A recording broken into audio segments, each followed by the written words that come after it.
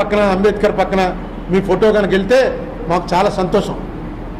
ఎందుకంటే మీరు నిజంగా అన్నేళ్ళు పరిపాలించారు. కానీ మీ గురించి మాట్లాడుకోవడం వచ్చేటప్పటికి నెగిటివ్ మాట్లాడుకునేవి ఎక్కువ వస్తాయి, పాజిటివ్ రావు. ఎందుకంటే మీరు ఎప్పుడు ఎలక్షన్ సొంతంగా ఎప్పుడు నెగ్గలా. మీరు ముఖ్యమంత్రి అయ్యే నాటికి ఎన్టీ రామారావు గెలిపించి పెట్టినటువంటి అసెంబ్లీ అది. దాన్ని మీరు ఆక్యుపై చేసుకుని ముఖ్యమంత్రి అయ్యారు. 99లో ఎలక్షన్ వాజ్పేయిని ఒక్కోటితో దించేశారు అన్నటువంటి సింపతిలో 19% ఓటు ఉన్నటువంటి బీజేపీ వచ్చి మీతో కలవటం వల్ల ఆ ఎలక్షన్ గెలిచారు. 2004, 2009 ఓడిపోయారు. 2014 వచ్చేటప్పుడు మన అందరికీ తెలుసు. ఓ పక్కన మోడీ వేవ్, ఇంకో పక్కన పవన్ కళ్యాణ్, ఇంతమంది సాయం పడితే 1.2% తేడాతో మళ్ళీ గెలిచారు. ఇవన్నీ కూడా రాస్తారు రేపు చరిత్రలో. మీరు గాంధీ అంబేద్కర్ పక్కన ఫోటో పెట్టేసుకుందామంటే పెట్టారు. మీ ఇంట్లో పెట్టుకోవాలి తప్ప మొత్తం స్టేట్ అంతా పెట్టుకోవాలంటే ఏదో ఒకటి చేసి చూపించాలి. ఎవడో చేయనటువంటి పని. ఇప్పుడు రాజశేఖర రెడ్డి ఎందుకు గుర్తుండిపోయాడు? రాజశేఖర రెడ్డి మీద మీరు ఇన్ని కరప్షన్ ఛార్జీలు చేశారు.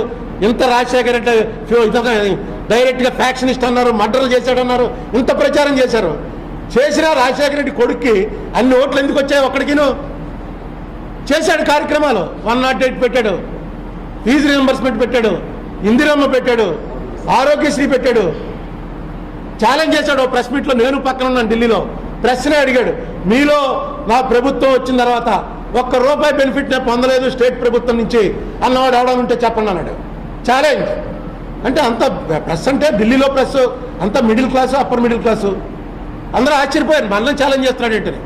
అంటే ఒక ఆయన అడిగాడు, నేనేం పొందానని. నువ్వు హైదరాబాద్లో మీ కుటుంబం ఉందా? ఉన్నారండి, మా మదర్ వాళ్ళు హైదరాబాద్లోనే ఉన్నారండి. ఫోన్ చేసి అడుగు. గ్యాస్ నేనే తగ్గించాను.